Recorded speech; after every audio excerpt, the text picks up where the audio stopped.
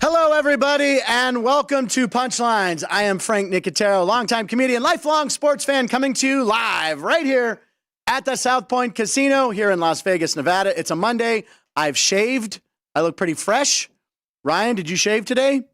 I shaved. Yeah? Did you shower today? I did shower. It's a Monday. Come on, don't you know my schedule by now? Mondays kick off the week with a shower and a shave, right? All right. You've never had, facial hair. I can't do facial hair. I don't look good. I had a goatee when they were big, when I was doing stand up like in the when goatees were really in. I have a headshot somewhere with a goatee. I could find it. But have you ever done facial hair? No, it's not in my genes. Yeah, to have I hear you. Facial hair. Yeah, me neither. All right. Well, that was fascinating, ladies and gentlemen. On today's show, on the video, a very funny friend of mine from Los Angeles. He does stand up. He writes, we're in a small fraternity of being big-time warm-up guys. And the reason he's on, folks, he's a huge Cleveland Browns fan. And Cleveland had a great victory yesterday. The AFC North, what a division right now. The Steelers, we're going to talk about that with our second guest. But first guest will be, our second guest on the video will be Bill Sindelar. Very funny guy. I haven't talked to him in a while, but we have always talked smack about the Browns and Steelers. He's also a Cavaliers fan and a Guardians fan. So, you know. Must be hard. The Guardians, I mean, come on. Yeah. I actually kind of rooted for the Guardians because I'm tired of the Cubs and I hated Joe Madden. So I was rooting for the Indians to win that World Series. Tired of the Cubs when they hadn't won a World Series in 180 years. But they took out, it's a long story, but Jung Ho Gong or whatever, they broke his leg coming in at second base on a slide, and that screwed up our whole playoffs when you don't want to hear the suffering of a Pirates fan. Anyway, and in the studio coming up very shortly, the sportsbook director here at the South Point Casino, Chris Andrews. We'll talk about how the NFL set a record yesterday, and we'll hear a story about the Mendoza line. Mendoza! Do you know what that's from? It's from The Simpsons. Okay. McBain is the action hero on the show, and then Mendoza. So he screams, Mendoza! So a few people. If Bob Dell's watching, he got that joke. Today is November 13th, 2023, and that's our show number 26. Show 26. That's our Rod Woodson show right there. That's all-time Steeler great. Yeah. We won a Super Bowl with the Ravens, who I hate, but they lost yesterday, so everything's good. Do you have a number 26 that you like? It's not a real popular number. Yeah, first one that comes to mind is Saquon Barkley. Saquon Barkley, there you go, yeah. Where's he go next year? He's not a Giant. The Giants are a mess. Mess. Yeah, Dallas destroyed them twice. Yep. Twice they've been destroyed. Okay. Anyway, on this day in history, November 13th, 1875, this qualifies as a Frank's Fast Take. Should we do the fast take? Do you want to do the noise? Go for it, Ryan. Oh, my God. So my buddy Bob gave me a great idea. So what we're going to do for Frank's Fast Takes on Friday, we're going to do the intro of Billy Gardell's impression of Clint Eastwood going, all right, let's do that. And then at the end of the graphic, we're going to have him go, that's enough of that crap. So we should do that. That could be our new intro and outro for Frank's Fast Take. I like that. Is Billy Gardell doing Clint Eastwood. Okay. I sent you the sound clip. I think or if I didn't, I'll send him to you. Okay. He's already cut it for you. Bob already did your job. But then we can change it. It's fun. We might as well, we'll add layers. This show's an onion. Okay, so on November 13th, 1875, Yale and Harvard were the first football teams to wear uniforms in an intercollegiate football game. Before that, total naked. They played naked. They look like Oompa Loompas. We have a picture. There the uniform. Oompa Loompas. Are you getting money from Warner Brothers to mention that the new Willy Wonka movie is coming out in December? Is this a sly promotional? Sponsor. New sponsor. True story about the Oompa Loompas. Might as well digress for a second. I was taken to the theater to see Willy Wonka when I was a child. And you were included as an Oompa Loompa? I was. Wow. Yeah, I had just got out of the tanning bed. I was 3 foot tall. When the Oompa Loompas came on, and my sister can verify this, I, horrified of the Oompa Loompas, had to take me out of the theater. Every time. So they come on half a dozen times, quite a bit. I just saw these little orange guys with green hair, and I just started screaming. So if you ever want to scare me, dress as an Oompa Loompa, still horrified by Oompa Loompas, yeah. And I love that movie. It was on HBO every day after school in the 80s. I watched it every time. And even at preteen, teenager, still a little creeped out. Okay. Yeah. And the new one looks interesting with Timothée Chalamet. I don't know. So anyway, yeah, the football game, that was the first time they wore uniforms. And they were, of course, very different looking uniforms. I've got a special shout out for on this day. So 2019, my dad and I went to the Blackhawks at Golden Knights game. My dad's good friends with Eddie Olczyk. Eddie O. So there's a we picture. Got to take a picture with Eddie O. Fun hockey game. Now, Eddie Olczyk, who has a tie to the Penguins, of course, as well. Yep. A lot of people probably already know this, but the guy is a horse. Yep. Nuts. Gives out picks pretty much every weekend. Okay. And when on the big three races, when he does like the Derby and the Preakness and the Belmont, I always bet him. And one year, it was about 3 or 4 years ago, he had like the trifecta. He had it. Do you remember that? I do remember it was that, like 2 years ago. So from then on in, I always just throw like, it was maybe a little longer, but I always throw $10 on whatever Eddie O's got. But yeah, great guy. That's a great picture. Yep. Anyway, Harvard won that first game 4-0. So I hope you guys are on the safeties. Looks like they had 2 of them back then. I don't know how the sports book did, but 2 safeties. Yeah. They scored football differently back then. Speaking of gambling, shall we talk about nailed it or failed it? Oh, we got a graphic for that too, ladies and gentlemen.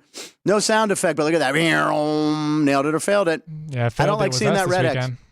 What's that? That was us this weekend. Well, wait a second. Whoa. Well, let's not group me in with you and Alex. See, you grouped it by making the parlay. So I like the parlay. All right, let's just review. On Friday, we've done it 2 weeks in a row. We won the first week. Second week, we had Alex here. Ice cold. Yeah, and you went with a Friday game. You went with an NBA game. Yeah, so I went with the Sixers. Yeah. Who actually were losing at halftime. They were. You wrote and you went, they're looking awful, right? Yeah, I said really to him, long game. And there's our parlay. There's what we lost. They ended up being up 17 with 1:40 to go. Yeah. And just absolutely collapsed. Right. So here's the ending of the game. Brian, tell us what's going on here. Well, so the Pistons they're up 17. Are trying to make it a relevant game, right? But every single Sixers 9. Possession is they're dribbling the ball up the court and just chucking up threes. No one's trying to get the rebound except for Embiid. Chucking up threes. And then 7 seconds left. They try to dribble out the clock. He throws this up. Now, that would have covered if that shot, right? The announcers are saying that should count. Right. That should count. And they don't review it whatsoever. Now, you've replayed it, right? I mean, it's real close. So here it is. Does it leave his hand? It looks like the backboard's a little off the score bug, but so if that hits, review we whatsoever. Win. We that cover. Leg. Yeah, that leg, they only won 8. Friday. They would have won by 11. Yep. And your Friday leg of the parlay, which stands for Frank, Alex, and Ryan, parlay, would have set us off for Saturday, where we usually have Alex come in. But Alex's Houston and Cincy thing didn't pan out. No, Cincy won outright. Yeah, Cincinnati won outright, who's looked awful this year, Cincinnati, by the way, so I don't mind her pick. I mean, they crushed Pitt. That's not saying much because Pitt is, well, it rhymes with it. But anyway. And then yours was a little bit of a sweat. But I'm lighting up green. Yeah, mine turned out to be a little bit of a sweat. I took the Steelers. And remember, I was, just to help the benefit of the parlay, I was going to take Steelers -3, 3.5. And I said, no, money line. Yeah. I said, they're not going to lose at home. Yeah. Tomlin with 9 days rest, third game of a homestand before we go play Cincy in Cleveland, or Cleveland and Cincy. To take the Steelers money line. And here comes Jordan Love marching down the field. I thought the game was over with the Pickens thing, but DJ's called for a screen. Anyway, came down to that final play, which, by the way, now, have you heard about this? And I'll have to ask Chris about this. So our defensive coordinator, Terrell Austin, Terrell's his first name, I think. Anyway, he called a defensive play for the last play of the game. Okay. And Green Bay didn't have any timeouts. They're about to snap it. Now, apparently what's happened is Minkah Fitzpatrick, our all-world, safety. Yep. He runs up and is screaming that it's the wrong call, which causes the Steelers to call a timeout, which the announcers were puzzled, right? They're like, wait a second, why are we calling a timeout? Minkah said that's the wrong defense. So he actually Tomlin listens and puts 6 defenders on the goal line. On the goal line. On the goal line, which I'm like, ooh, I like that. Keep Watching everything. That, I did not like it. You did not? Because you can run because you're just rooting a hook for the and Steelers. ladder. You can just run a hook and ladder. Right there. Pitch it 15 yards, and then hopefully you get something to goal line. But putting everybody on the goal line like that? Well, not everybody. It was still. Well, yes, they had pass rushers. They had a lot, but anyway, that pass is right to the end zone, and Neil. I mean, and by the way, there's a fan's view that he took, and you from the end zone, so you just see how it was a bad design, and just that we picked it off. Yeah, so it was like that.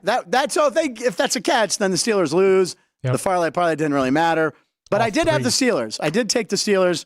I also had Jordan Love would throw a pick. Now, he didn't throw that. He threw 2 picks. He had thrown one earlier. But that would have been tremendous. That would have been tremendous. Had that been The interception. But anyway, I hit a huge parlay, too, over the weekend. Do we have a picture of that? I don't know. The $40 that you won? It was $47, Ryan, on the app.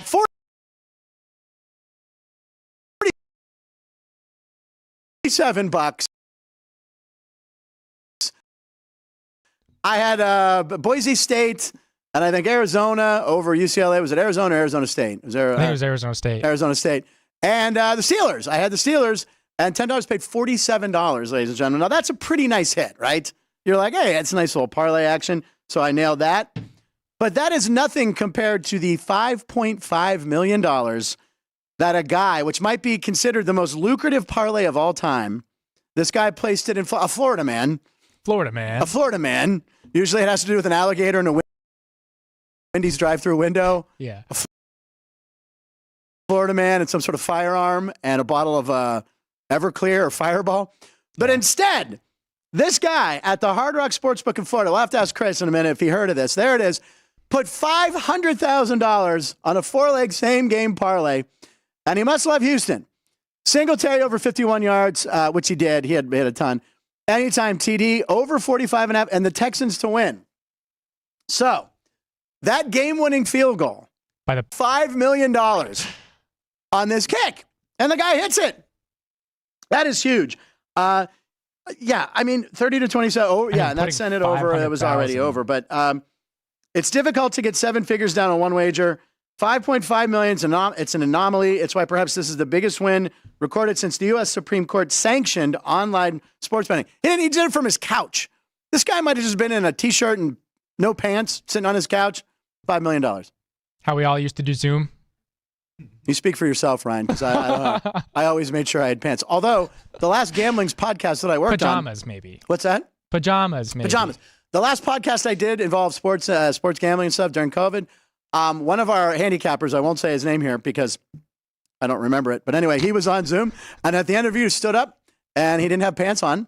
And I didn't see it, but the girls that were running everything did. He was an old timer. And I don't know. Maybe old time bookies and handicappers like to do things pantless. I'm not sure. Maybe he was a fan of that Harvard. It's more natural. That Harvard game in 1875. Now, you want to talk about a big payout. That guy made $5.5 million. That is not, these segues are amazing today, by the way. That is not the biggest payout of the weekend. Now, I have his name written down as Jumbo Fisher. It's Jimbo Fisher. Jumbo payout. Jumbo payout for Jimbo Fisher. There's your New York Post headline right there. Yeah, so I think you have a graphic. Look at this. This is insane. So it shows his history of salaries. And Ryan, cleverly at the end, from 2024 to 2031, he's going to make $76 million. Doing nothing. Doing nothing. You know what he's going to do? He's probably going to buy a house in Florida. He's probably going to make online bets. Though. 1998, making $72,000. Which isn't bad coin. And now making over $10 million. What's the multiplication of 72 to 76 million?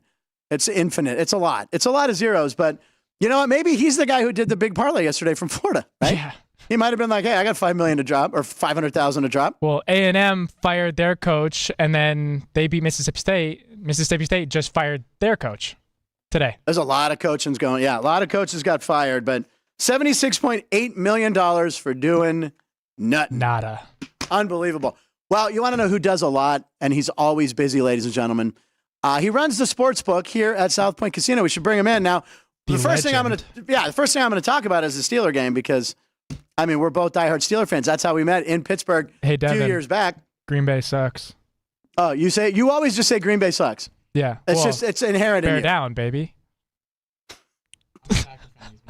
Devin, you're a Packer fan? Yeah, he's so two guys on our crew besides Ryan, Devin, who's TDing today. He's a Packer fan. Cheesehead. Yeah. Cheesehead. Yeah. Bam. Yeah, people were wearing cheeseheads in Pittsburgh, too. Two good fan bases. Anyway, ladies and gentlemen, the director of Sportsbook here at the lovely South Point Casino where we were busy all weekend. It's Chris Andrews. All right, Chris. So were you watching the Steeler game live? Yes, I was watching it. That's true. Because, Pittsburgh, when they do those ratings every year for regional ratings, Pittsburgh's always the top, like 80% of televisions in Pittsburgh. Who are the other 20%? I don't know. What are they watching? Yeah. What are they watching in Pittsburgh? Probably Bowling for dollars I was going to say Nick Perry. I can't. Yeah. Remember Nick Perry? Oh, my. Yeah. Okay. Of course I remember Nick Perry. We used to have this. We have a Pennsylvania State Lottery, Ryan. And this guy, Nick Perry, hosted the Bowling for Dollars show. Yep. And was in the lottery. He was the guy with the long Gene Rayburn, Bob Barker microphone. Yeah. And they would draw the numbers live. And by the way, the number in Pennsylvania and Pittsburgh, that's like people play the number every day. Well, when I was we weren't prepared to talk about that. No. One of my Uncle Jack, who I've talked about. Your Uncle Jack, yeah. My Uncle Jack, his longtime partner, they split up, but amicably.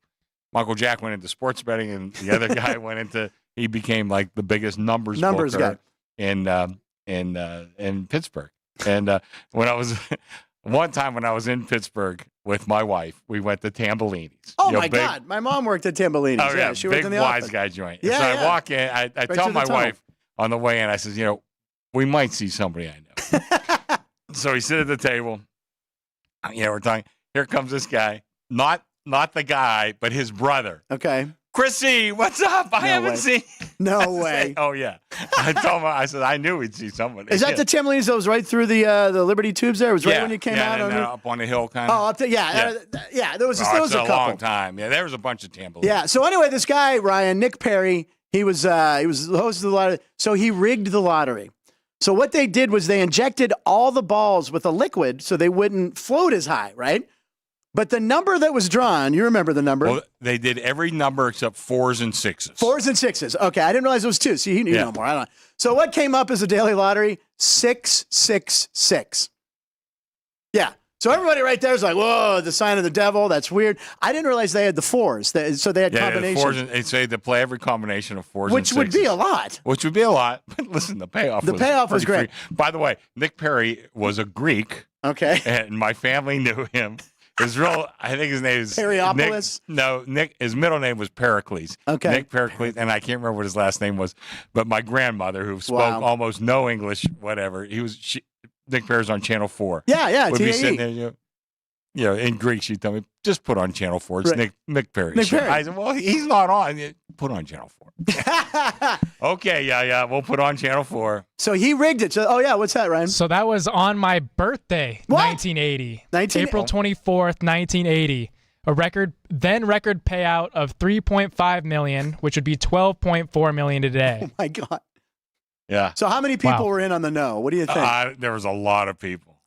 A lot of people. Yeah, it was rigged. So I remember that. So I was like 11. We had just moved back to Pittsburgh, and I remember that was this big story because we only had three. Ryan, we only had 3 channels back then. There was 2, 4, and 11. That was it. Wow. Maybe channel 53. Then channel 53 came 22, around. 22, yeah. Then we had a couple and 22. UHF channels. But so Nick Perry was like a god in Pittsburgh, and then it came out. Yeah. It didn't take long for this story. Oh, it was like the gang that couldn't shoot straight. Yeah. They wound up telling everybody about it. You know what I mean? This is what happened at Goodfellas. They whacked everybody. A lot of people knew. A lot of people knew. So he went down, and I don't know, he probably served jail. Did he go to jail? I think he served time. Although he's never admitted that he did. Really? Yeah. And they ended up doing a movie. John Travolta did a movie where he was a weatherman, and I think Lisa Kudrow was done it. I think it was Travolta and Kudrow, and it was called Lucky Numbers. And it was kind of based on that story that he was the weatherman who drew the numbers, and they rigged it. Is that right? Terrible movie, but I don't know why I remembered it.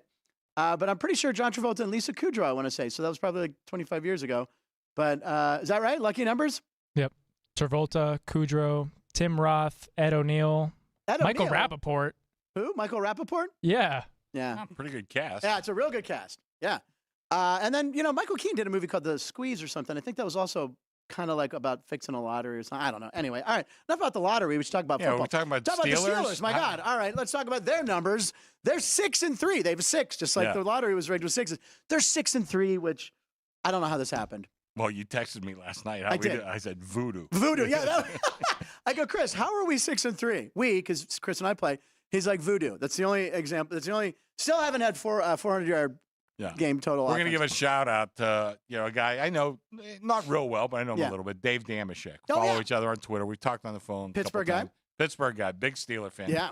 But he tweeted out yesterday. He says, they're 6-3. Yeah. They follow the same formula every game. Yeah.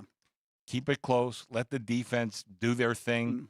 Kenny Pickett comes up clutch in the fourth quarter. Jeez. So I'm going to give out a shout out to Damashek because he says, you know what? It can't just be coincidence. It's true. It can't, That's true. And I think he made a really good point. Yeah. I retweeted that last night, and I'm giving him a shout out now. I'd like to get Dave on the show. I'd love to have Dave. Dave, we're going to send this clip to you. Come on the show.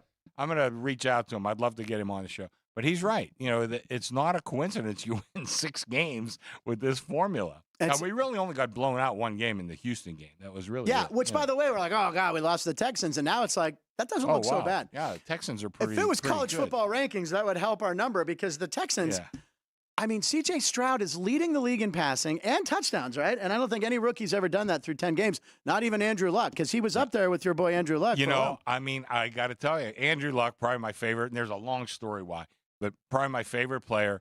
But C.J. Stroud kind of reminds me of Andrew Luck. He's a big kid. I remember coming out of college, and I met a couple guys, Wes Reynolds, Gil Alexander. We said, I wouldn't take Bryce Young. I'd take C.J. Stroud. Yeah. I mean, I like the bigger guy. Plus, he was, like I said, he was not Jamarcus Russell. He was a legit good quarterback. And boy, he's lighting it up now. He does kind of remind me of Andrew Luck. Yeah, and it's just now I look back at that loss because we had already wrote that down on a win, right? I get a magnetic schedule. Me and my buddy Paul, that my buddy Bill sends, and I marked down. And I was already almost ready to put a W in there, and I'm like, oh, I gotta wait. The game got to, and they crushed us. We got annihilated. And I remember watching a TikTok video this year. There was a guy, it's one of these guys who makes these big bets.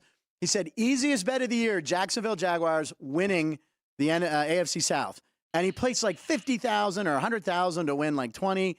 I don't know about that bet now after watching Trevor Lawrence yesterday. Well, I got to tell you, here was my first kind of alert. Okay. I put up team versus team matchups, and Battle of Pennsylvania, the Eagles versus. Okay. You mean win totals for the season? Yeah, win totals for the season. So I put up one, with a number, a handicap. Sure. So I put up Dallas versus Houston. Oh, God. Dallas was 4 or 4.5. I can't remember. I think 4. One of my sharpest players come in and bet me, I want to say 10,000. Yeah. Might have been 20. I can't remember. On Houston. Now, this is a guy, like when he bets, you pay attention. Like E.F. Hutton? Yeah, believe me, I know this guy for many years. And when he bets, you pay attention. So that was the first clue I had. Boy, did I read this Houston team wrong? I mean, they were. Yeah. They had the number 2 choice last year. Right, I mean, they were horrible. Coach, right? DeMarco Ryan's new coach, yeah. And, we didn't know about the rookie quarterback. No. I mean, most rookie quarterbacks that bet struggle. looks good on paper, Dallas. Oh, I thought, well, yeah, we'll take that bet. Yeah. Sure. Now I'm thinking, is there any way I could avoid that one? Yeah, because it's all, the differential now is maybe only 1 game, right, or something. I think they're 5-4. Does that sound right? 5-4. We have those standings again. 5-4 for the Texans, and the Cowboys. I'll tell you what, I lowered the heck out of them in my future. Texans are 5-4 now, right? We'll update. It's fine. And then Dallas is Dallas dismantled the Giants. 6-3. They 6-3. 6-3 or 7-2. 7-2. 6-3. What are the Cowboys? The Cowboys are 6-3. 6-3. Steelers and Cowboys have the same record. Yeah.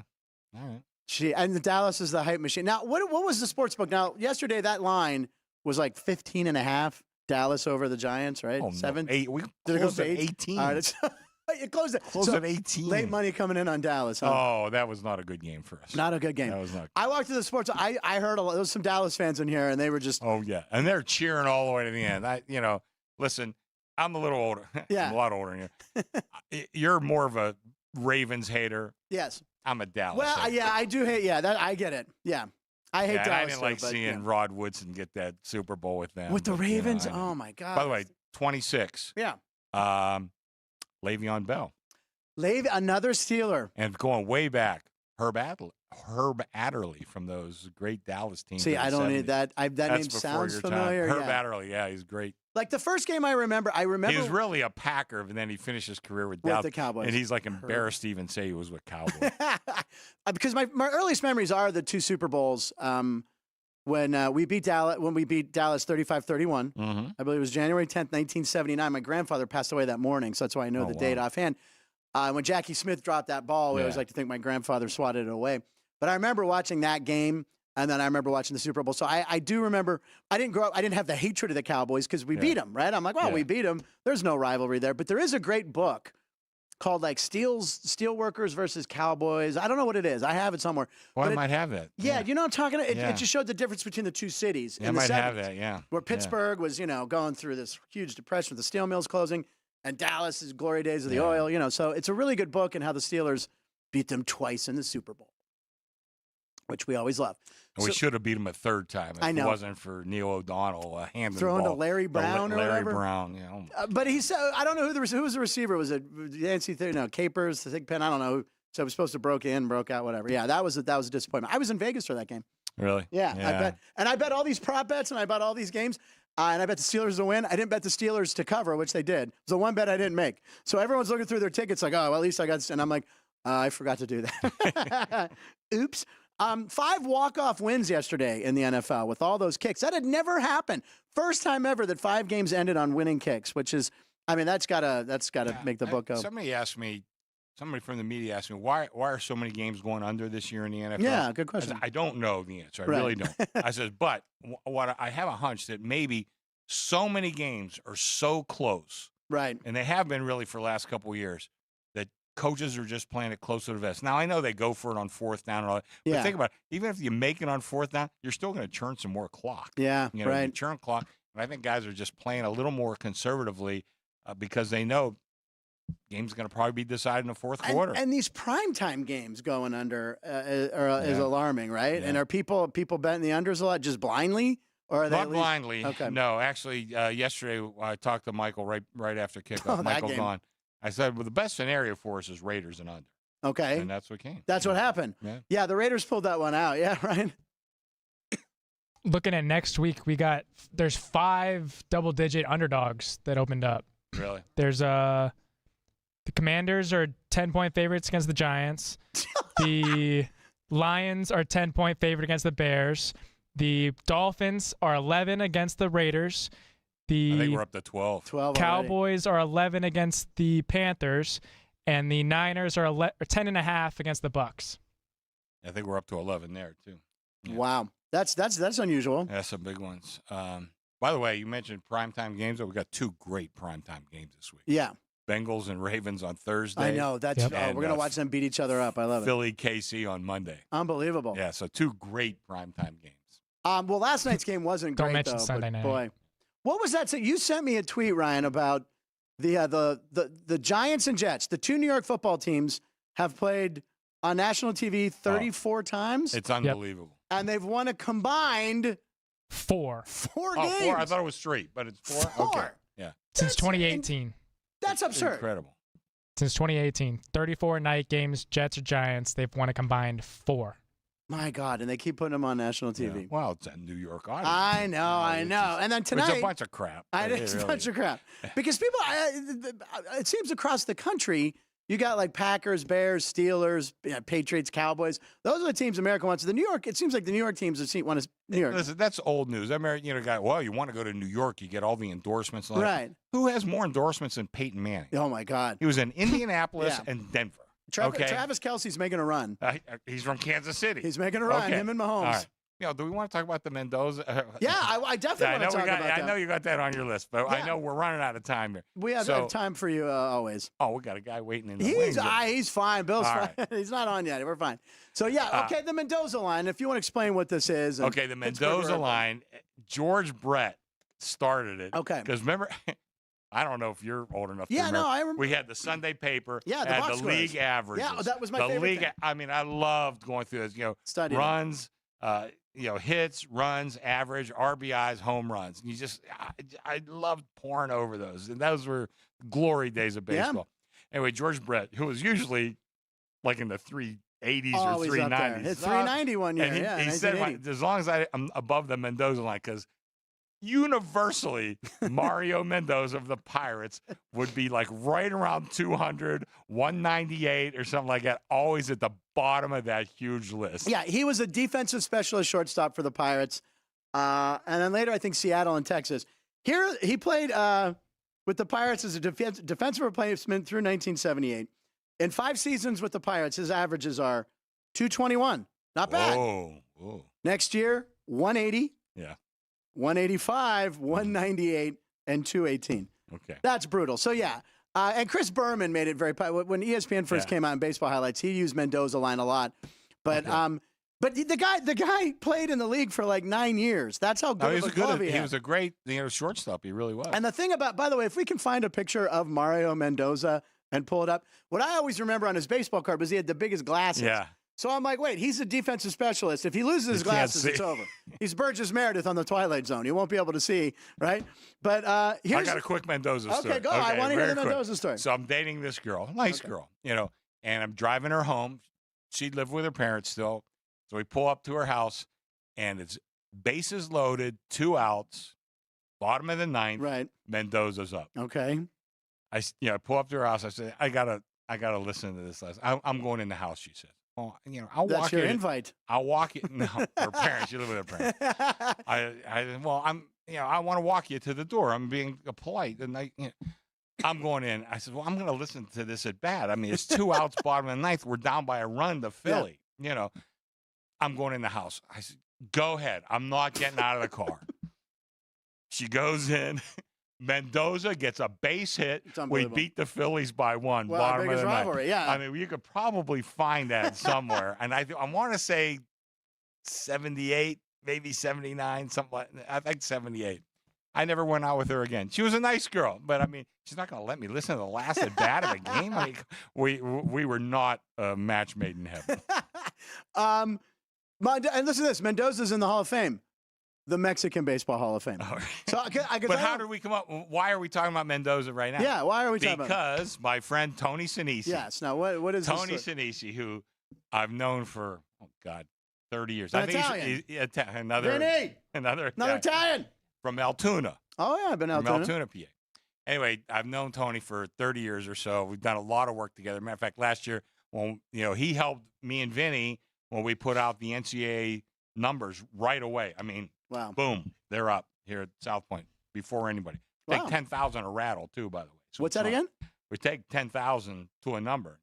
They're lined up. They're betting them. Wow. Yeah. So Tony helped me with that. So I've known Tony a long time. Okay. Anyway, he created the Ferentz line. Okay. From Iowa. Right. Kirk Ferentz. Kirk Ferentz. He's from Pittsburgh. He's another Pittsburgh guy. Yeah, right. Now the Ferentz line, because when a total goes under 30, we are now going to call that the Ferentz line. And we don't have one yet this week, but we who's Navy playing? East Carolina, I want to say. Number's like 32. Jeez. So we're not quite. But next week, I think it's next week, Iowa and Nebraska. And that thing ain't going to break 30. Jesus. Right? Well, I mean, so that's the Ferentz. So Tony Sinise, this one's for you. I love it. The Ferentz line. That's great. So we have Mendoza and Ferentz. And the game, the Iowa game, right? It was around 20. I was listening to Sports by the Book. We hit 27. We wound up, I think we closed at 27 and a half. Right. And Iowa won 22-0 with the ball on like the 3 or 4, right? I know. We needed it over. Oh, my God. Don't fall on the ball. And I knew he would. Yeah, don't fall. Just hand it to a guy. Let the kid score. Could you imagine how many people, not only in the stadium, but around the world, are like, oh, my God, is it going to go over? There was an offensive explosion. 22 points. Iowa, you need to go out and recruit some guys. I don't know what's going on. All right. Speaking of handicapping, we have one clip for you before we bring Bill in. This is one clip, Chris. I want to set it up. I want to see who you would take in this. It's a pickup game. This was the thing that was going around the internet. It was a UPS driver versus. Hold on, pause it real quick. Hold on, pause it. Pause it, guys. Okay, it's a UPS driver versus a FedEx driver playing a pickup game. All right, I'm going to set the scene for you. FedEx leads by 1 with only 5 seconds left. UPS guy picks up his dribble. Does he hit the winning shot? UPS has the ball. I'm going to say yes. Okay, here he is. He's backing him down. And he goes up, hits it, UPS. That's what Brown does for you, ladies and gentlemen. Look at that. How cool is that? These kids are going nuts. UPS, Coke versus Pepsi, cats versus dogs. Brown delivered at the buzzer. Bang. Bang. I love it. Chris, as always, we love having you on the show. Tonight's action. Oh, tonight, Monday Night Football, Broncos and Bills. Tonight? There's a game tonight. Broncos and Bills. Bills are 7? We're up to 7.5. 7.5. Yeah. What are you thinking? I can tell you what I'm going to need. Okay, you want to? I'm going Just need moved to Denver. 8. We need Denver. That. Oh, Yeah. what's up? Just moved to 8. Went to 8. We just went to 8? That's what am I doing here? I got a job. All right, we'll I let you go. understand We're going that. to take it to, we don't need a break. Is Bill ready? We'll just bring Bill in, right? Well, it looks like he just All right, stepped we'll away. take a break. We'll take a 2-minute break. Oh, he's right here. No, he's on the video. No, Oh. he was there and then he left his backyard. Okay. We don't know who that guy is hanging out. we don't know. He might want to talk to you about the Nick Perry lottery fix. All right, we'll be right back in 2 minutes with Bill Sindelar, my buddy from L.A. South Point offers all the types of entertainment you'd expect at a first-class Las Vegas resort. Did you know our 400-seat showroom is one of Las Vegas's top destinations for live entertainment? Enjoy live performances by classic Vegas entertainers, bands, and today's hottest comedians, plus a rockin' dance floor. You can also enjoy live entertainment at the Grandview Lounge, where you'll feel all the vibes of old Las Vegas. Enjoy the music, and if you love to laugh, don't miss The Dirty at 12:30, our very own free comedy show, every Friday night at 12:30 a.m. in the Grandview Lounge. The Dirty is 100% free, so arrive early. Go to southpointcasino.com or call the box office at 77136 for today's performances at the showroom and the Grandview Lounge.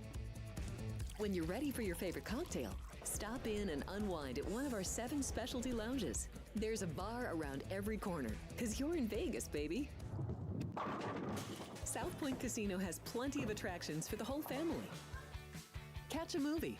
Our 16-screen movie theater includes 2 XD Extreme screens for the ultimate in viewing, sound, and luxury. After the show, treat the family to a variety of treats at our old-fashioned ice cream parlor, Kate's Corner. We scoop up a variety of creamy concoctions, including smoothies, hand-dipped cones, milkshakes, malts, sodas, and sundaes. At Kate's, there's something for everyone. And if you've still got time to spare, our bowling center might be right up your alley. Voted Best of Las Vegas, it's a great place for friends and family fun. 64 lanes, a pro shop, snack bar, and arcade.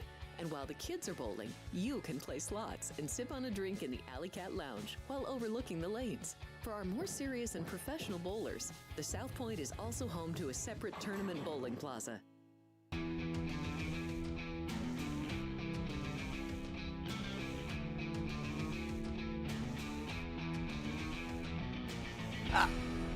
Excuse me. Welcome back to Punchlines. I'm Frank Nicotero. I think this might be the first interview I've been ready to have the headsets already on because we don't. No fumbling today. No fumbling today. No Denny Nagel trying to pick up the check with the ball. I think this is the first time I've been ready for our guest and have the headphones on. And, episode 26. Episode 26, ladies and gentlemen. I finally did it. We wanted to say thank you to you guys watching. Subscribers are up over, I said the drive for 600. What are we at? 615. 615. Okay. Now here's the thing we really want.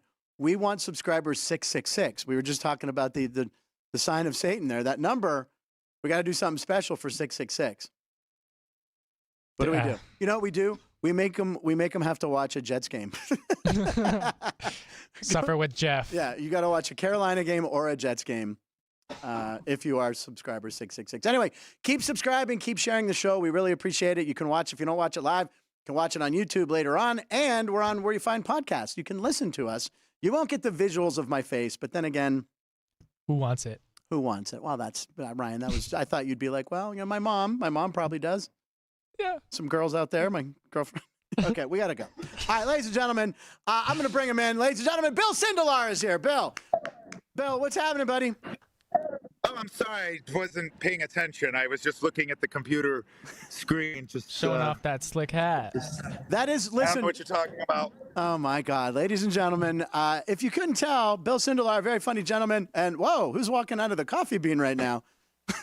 This is the most Hollywood thing I've ever done, by the way. I'm one of those stupid people that's sitting at a coffee shop on Sunset Boulevard. I feel like it's the most LA thing I've ever done because I have a doctor's appointment next door, and it's ridiculous. I'm one of those stupid people now. But you're wearing Cleveland gear, and proudly after that comeback yesterday. What were you doing? What were your emotion? What was your? I mean, the first series they're down with the pick six, right? What's your emotional roller coaster on this game? So I don't think people really truly understand the difficulty of being a Browns fan since '99. Okay. No, it's truly yesterday we were 0-54-1 when losing by 14-0 to any AFC North team. Wow. So when you've watched the horrible football and the thousands of dollars I have spent on this team, you literally it was my birthday this weekend. Yes, I know. Thank you. I had it written down. Happy belated, buddy. Yeah, thank you. No, so I was like, okay, I'd never been to Palm Springs before, which is crazy because you're the gay guy's never been to Palm Springs. I know, right? I always felt like you had to be like over 50 for the white party. But anyway, right? So I end up, I'm watching this game. I'm like, they're going to ruin my birthday for me. And I already had no expectations. Our starting left tackle was out. Both of our starting right tackles are out. Obviously, Chubb is over because, the Pittsburgh game, Chubb is out. So Deshaun obviously is like put a couple games together and then got hurt. So it's just like, okay, maybe we'll pull it out. And then he throws that interception. And I'm like, I'm trying to explain to a friend of mine who doesn't watch football. He's like, there's still a lot of game left. I'm like, there isn't. And then I'm watching the game. So I don't know if you remember Corey Almeida. Corey does warm up. Yes, also. I know Corey. Yeah. Corey was my first roommate. Actually, Corey, we loved you so much as a host that Corey and I were like, we just want to be Frank Nicotero on Street Smarts. So it's just so funny now that we're like, we have this relationship. Yeah. But Corey and his wife took me to Palm Springs for my birthday. So I'm watching the game with a Pittsburgh fan and a gay guy who's never seen football. And Corey is obviously rooting for us to win because he's a Steelers fan.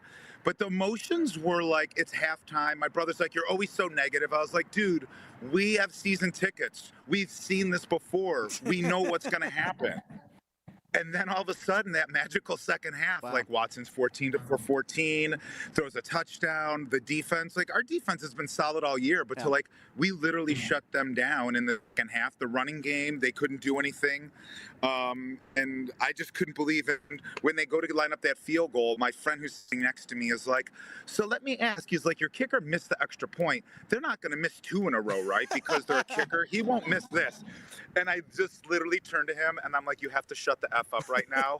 I'm like, you have to not talk. And then he made it. And it was like my phone blew up from everybody. It was like, wow, maybe these aren't the same old Browns, it was such a great win. Well, by the way, I loved their uniforms yesterday too. I mean, look, I don't like Cleveland, but the orange and brown is sharp. And how much money have you spent on Cleveland gear? Because in all your Instagram and all your Facebook, all your posts, I mean, you have something different every game. Listen, I save everything. Frank, hold on. Look at this. I wore this for you. What does that say? It's my Burning Kozar. Burning Kozar shirt. T-shirt. And it's from freshman year in high school. Oh my gosh. And I still fit into it. I only recently could fit into because I lost the weight. But I save a lot of it, right? Yeah. But the only things I haven't saved, I have garbage bags in my attic full of quarterback jerseys. You're like, you got a Tim Couch. I got every Charlie Fry. And the worst thing is, it's like, I finally just had to buy jerseys with my names on them because you knew at least that person would be there one more season. There you go. And then I totally bought in with Baker. So I have a Baker signed helmet, Baker autographed shirt. I ended up knowing him not as much as his family because his family lives in LA, like his in-laws. Oh, yeah. And it was just it was so weird. It was such a crazy way that happened. But yeah, man, a lot of Cleveland stuff. I've stopped myself. I'm like, okay, you can only buy one thing every year. So that's tough. It's tough, man. Now listen, we've been talking smack about Steelers in Cleveland for years, and we got the game coming up. We got the game coming up this Sunday. It's a normal kickoff time, which I like, a 10 a.m. kick. And I think the line right now is around 4. And somehow earlier this year, Bill, we did beat you guys. I don't know how. We're 2-0 in our division. The Steelers have beat the Ravens and Browns in 2 games they probably shouldn't have won. But obviously, Nick Chubb, that didn't help. So here's the line right there. Yeah, it's a -4, over under 37. So what do you think this weekend? Where are you going to watch the game? Where are you going to be? Are you going to the game? Because I know you fly back a lot. Yeah, I'm going. Unbelievable. I'll be there. Oh, I'll be there. It's really sad. Yeah, Frank, you go to a lot of games. Yeah, I mean, my brother and I have season tickets, so I try to get, in the past, what I would do is I would front load the games because I knew we'd be out of it by November, December, and you're like, I'm not wasting my money to go back. So this year, I front loaded it a little bit and didn't go back for a couple games, and then now I'm going to go back probably for the rest of them. Okay. So, but yeah, no, I definitely spent way too much money watching them lose. And going back and forth on the airline. What airline are you? Back and forth. What airline are you using? I use whatever's the cheapest, Frank. I'm a Spirit guy. I don't care what people say. Hey, I hear you. Spirit has never lost my bags, and Spirit has never delayed a flight on me, or have I lost, or have they canceled a flight on me. Spirit. United, Delta, American. Yeah. American lost my luggage when I went on a cruise. There is somebody, an old lady in Sicily, wearing a LeBron James jersey in LeBron's. By the way, I'm just saying. Now, it must be weird. You're flying Spirit Airlines, whose colors are black and yellow. They're black and gold, baby. You get on those Spirit planes. Well, and all my friends around me, I say friends, but you get to be friendly with the season ticket holders around you. Yeah. They're going to hate me because Corey is coming with me because I had an extra ticket. My brother tore his Achilles and he can't go. So we had this extra ticket and Corey's like, I'm coming in. It's a big game. Nah, man, you know what's been interesting watching them? Because I watched your game yesterday with Corey too. I try to watch the AFC North teams. I do too. I hate to, it's like I would always get mad at Steelers fans that like hated on Tomlin because I was like, I get a new coach every other year. Your coach has never been under 500. Yeah. Like, so it's like, I watch you guys, you're always in it. And even now, you should not have won yesterday's game. No. You probably shouldn't have pulled out the game against us. But that Nick Chubb injury, players even said how it, like, decimated. Chubb was the heart of that team. Yeah, exactly. And it just like they were just, but it didn't help your defense scored 14 points that game. Yep. So it was like, we held you. It's just our offense gave up more points than they scored. Yeah, your defense is scary. It's not hard to hold that Steelers offense. It is not. That's Ryan, our producer, pointing that out, by the way, Bill. Hey, Ryan. Hey, so what do you see this week? Now, listen, CBS is going to hype it against Myles Garrett, T.J. Watt, right? They're top of the game. Of course. With Max Crosby right now, probably the three most dominating players in the league. I feel like this game, as all AFC North games are always close and tight, usually low scoring. I think it comes down to Watt or Garrett making a play, whether it's a sack or a strip or a, you know what I mean? Something there. But these two are always neck and neck the last 3 or 4 years. And I know you're probably leaning towards Myles Garrett as being the defensive player of the year so far. Well, it's funny because, I might be jumping the gun, but we talked about placing a bet. Yes, we are. Riding something on the game. But if you got something now, we'll talk about it, but we'll get to it. Whatever. Well, my thought was whoever wins is going to have to, the loser's going to have to admit that their defensive player is not as good and that the opposite would win the defensive player of the year. But it's what's interesting with Watt is he just gets out more, right?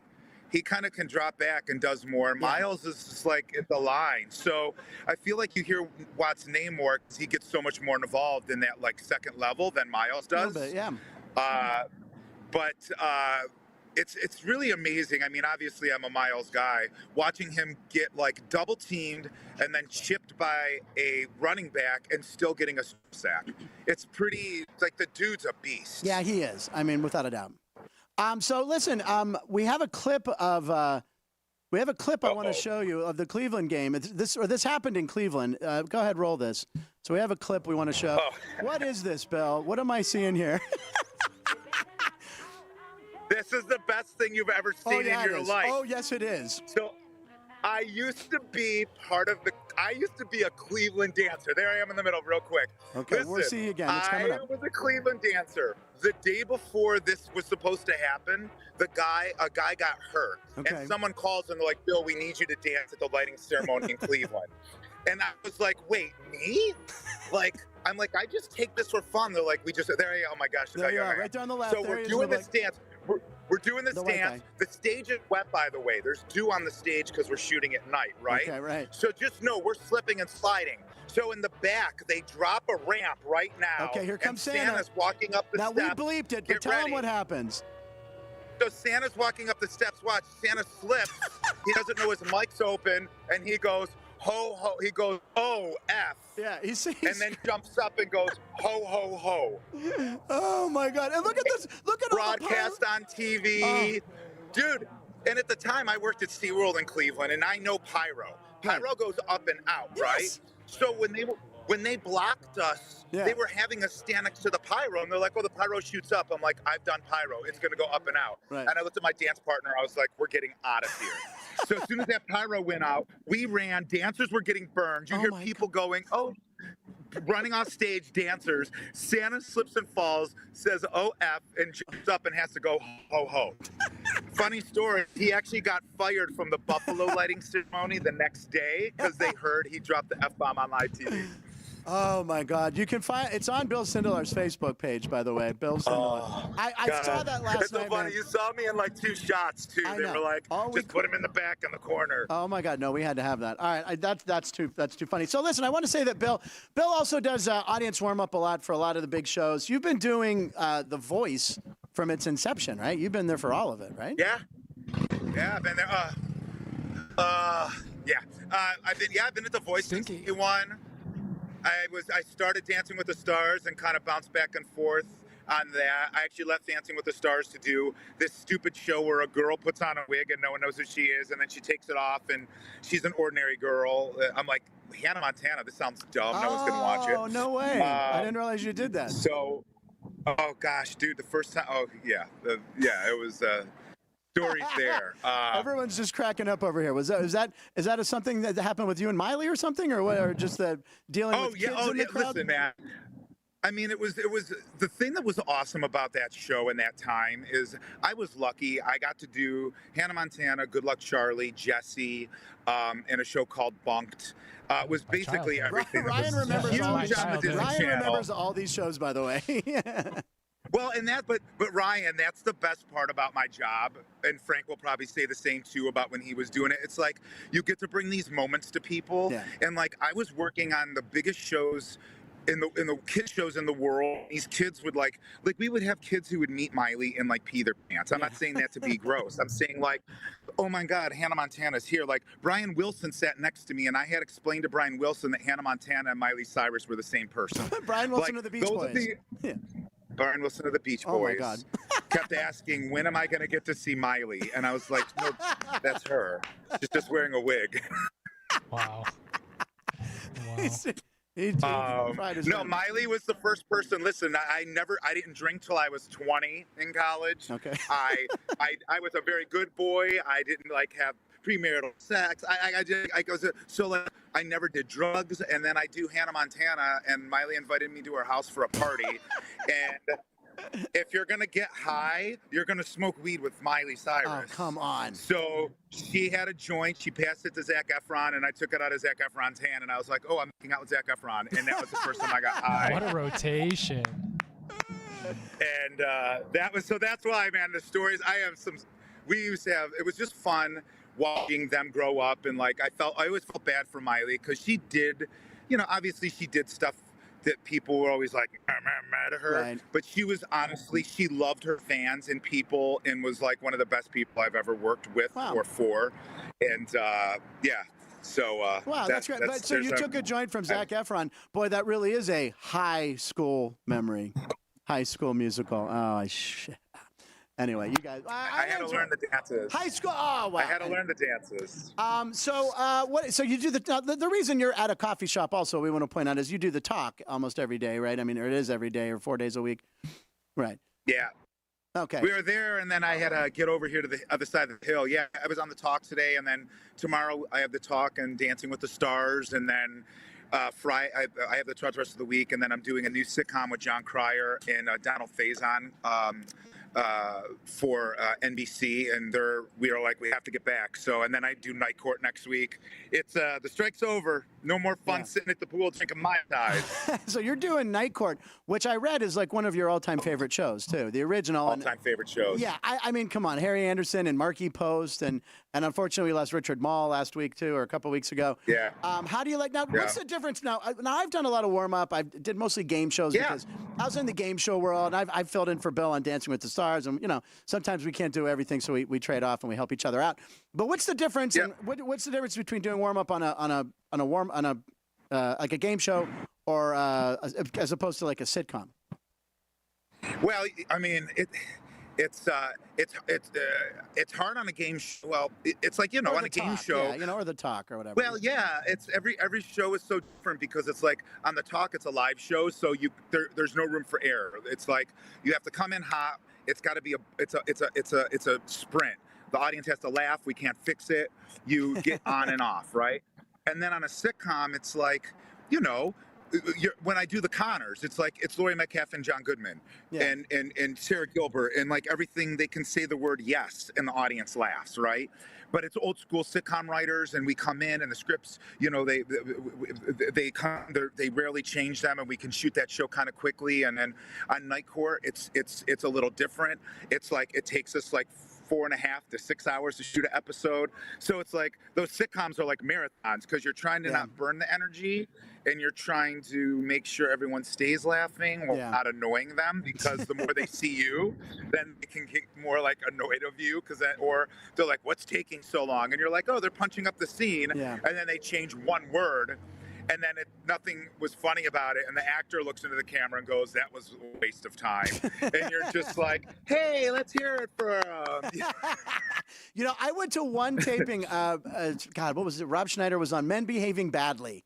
It was a sitcom, and I went and saw that, and I had never been to a taping before. It was when I first moved to LA, and I didn't realize it was going to take 5 or 6 hours, you know, but I was amazed that they did the same scene they did the same scene like 4 or 5, 6 times. It wasn't a great show. 5, 6 times, and expected the audience to laugh the same way on take 3, 4, and 5.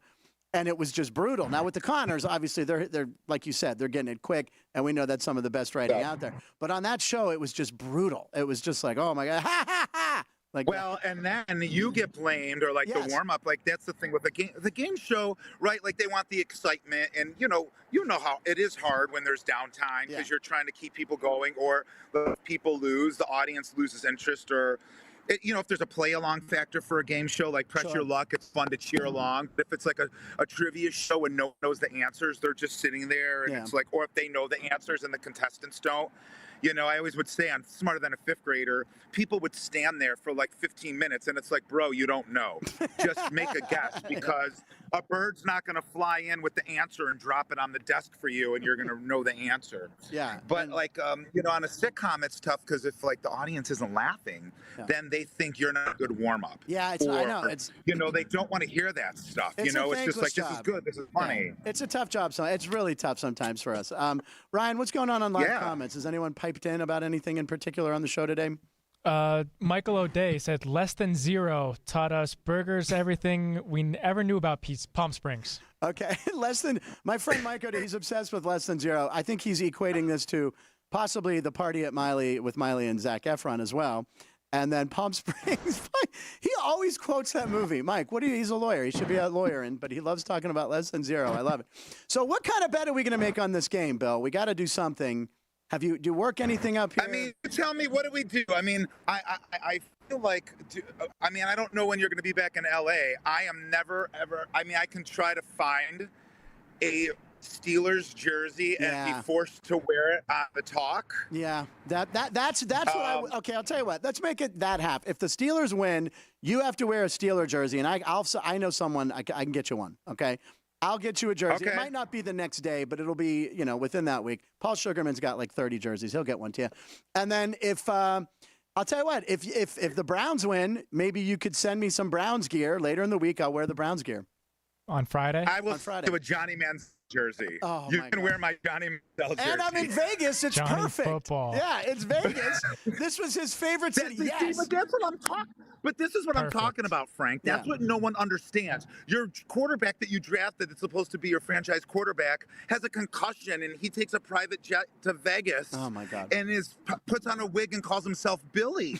And then how are you supposed to root for this team? I know. And dude, I loved him in college. He was hanging out.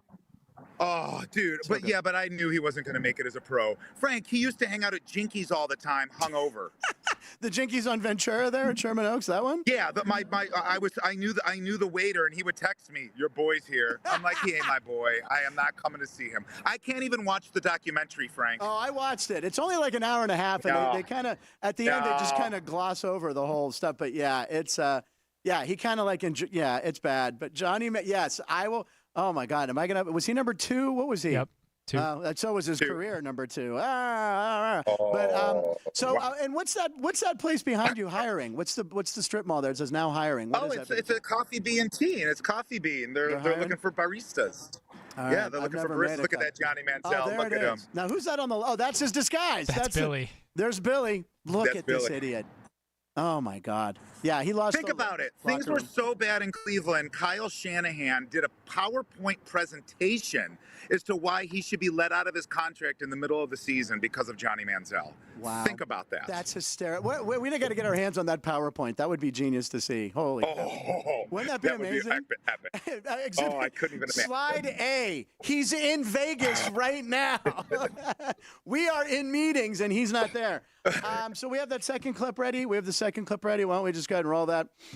We're towards the end of the show. Bill, I wanted to thank you for being on the show. And we have to say bye. And there's you and Joey Fatone. Bye. Never done a band.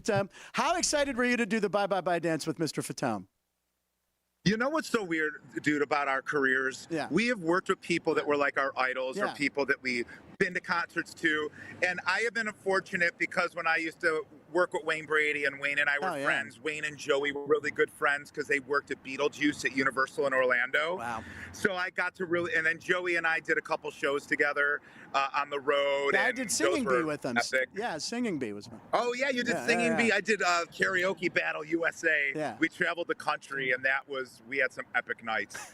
But it was just amazing, you know, when you're like, you would go to see those in concerts, then you're like doing the bye dance with him on television. Joey Fatone. It was, and he's the coolest guy, man. He's a super Joey's nice the guy. nicest Yeah, guy. every time I bumped into, I saw him in a supermarket after that, where I think we first met was at the Ralph's there in Studio City. You came up to me and introduced yourself. We knew of each other. We had never met.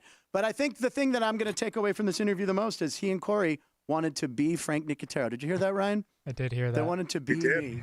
And look at him now. We did, dude. Bill, excellent Look job. at him. Good luck. In Vegas, hosting a show. I know. And look at me. I'm still throwing shirts to America, drinking coffee on Sunset Boulevard. I love it.